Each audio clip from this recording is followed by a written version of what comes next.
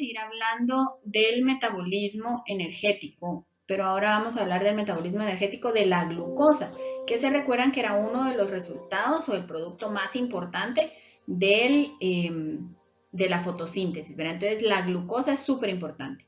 Y vamos a hablar de la glucosa y qué pasa con ella dentro de la célula en presencia de oxígeno. Primero tenemos que saber que la glucosa entra a las células a través de la membrana celular por transportadores específicos, que son proteínas específicas que se activan con un ligando para que pueda entrar. Este ligando es la insulina. Entonces, si yo no tengo insulina, no entra glucosa, se sube la glucosa en la sangre y por eso tengo diabetes. ¿Verdad? O si mis células no reconocen a la insulina, no entra la glucosa tampoco.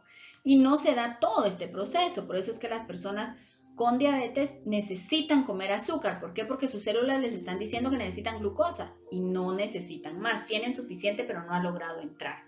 Entonces, ¿qué sucede con la glucosa una vez entra a nuestras células? Tenemos aquí el dibujito de la molécula de la glucosa, la estructura molecular de la glucosa, y una vez que entró, va a suceder un proceso que se llama glucólisis, y este sucede en el citoplasma de la célula. Si hay oxígeno, sucede el proceso de respiración celular y al final a mí me quedan 36 ATPs de ganancia de una molécula de glucosa. Pero si no hay oxígeno, entra un proceso que se llama fermentación y me quedan solo 2 moléculas de ATP como ganancia. O sea, algo gano, pero no tanto. De 36 a 2 hay una gran diferencia. Entonces, hoy vamos a hablar de los procesos con oxígeno y en la siguiente clase vamos a hablar de los procesos sin oxígeno. Entonces, vamos a ver qué pasa cuando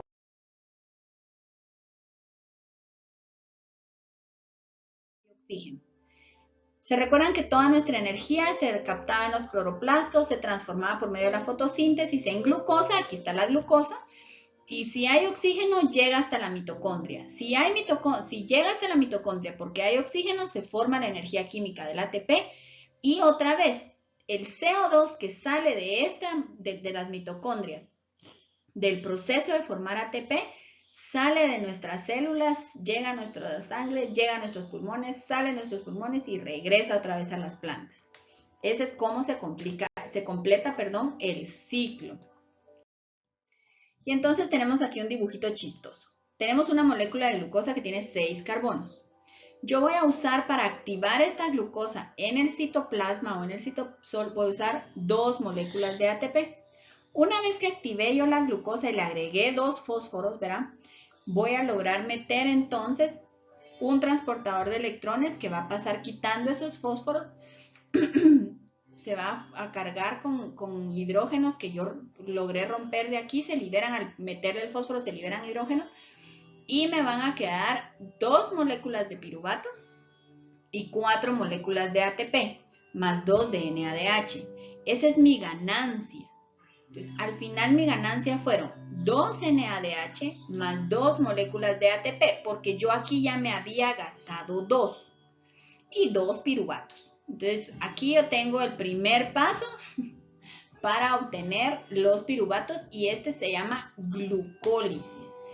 ¿Por qué? Porque rompí la molécula de glucosa en 2 piruvatos. Entonces, la glucólisis es romper la molécula de glucosa en 2 piruvatos y gano 2 ATPs.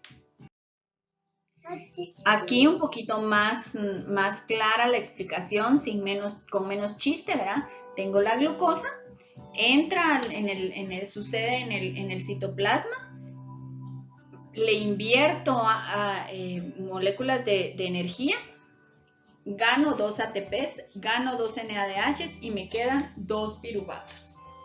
Esto se llama glucólisis. No importa si hay o no hay oxígeno, es un proceso que se da en el citoplasma de nuestras células y puede darse en el citoplasma de las células de las plantas también. Otro ejemplo, ¿qué sucede sin oxígeno? La glucosa igual se convierte en piruvato. Con oxígeno la glucosa igual se convierte en piruvato.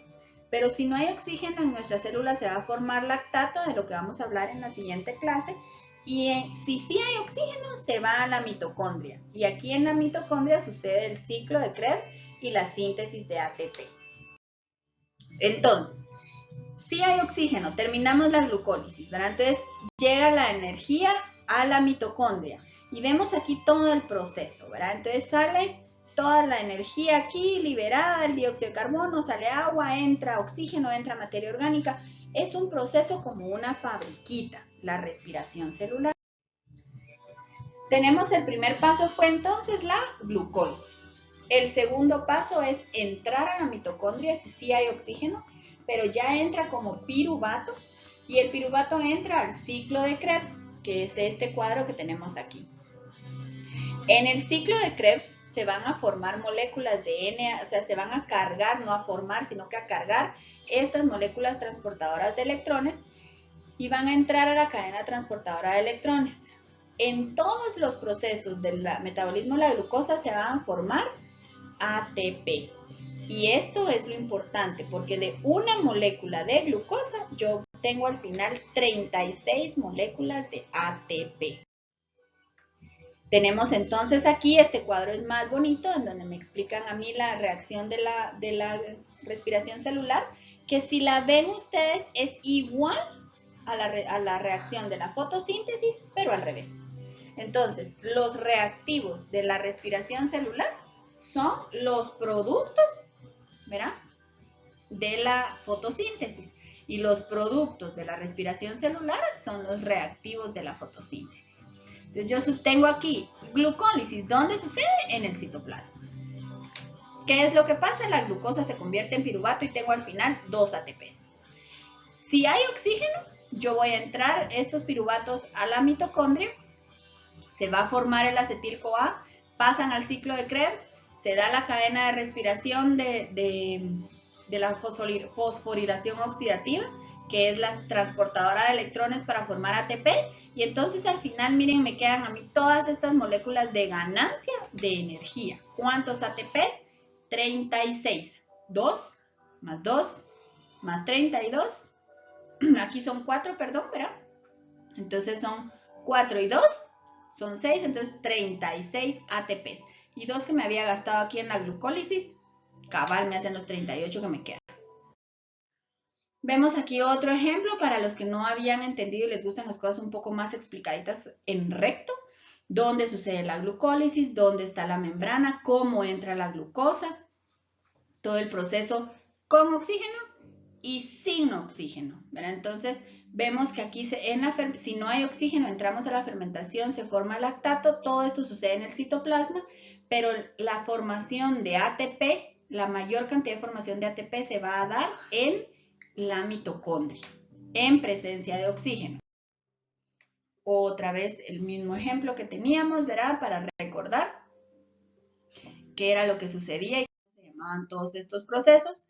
Otro ejemplo para los que les gusta ver cómo son las cosas, qué pasa si hay oxígeno, qué pasa si no hay oxígeno. Y aquí este es un ejemplo en el que en vez de lactato se forma alcohol.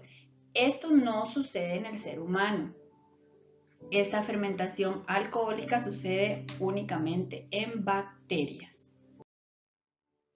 Y entonces, ¿qué es lo que sucede después en la mitocondria y después del ciclo de Krebs y por qué se forma tanto ATP?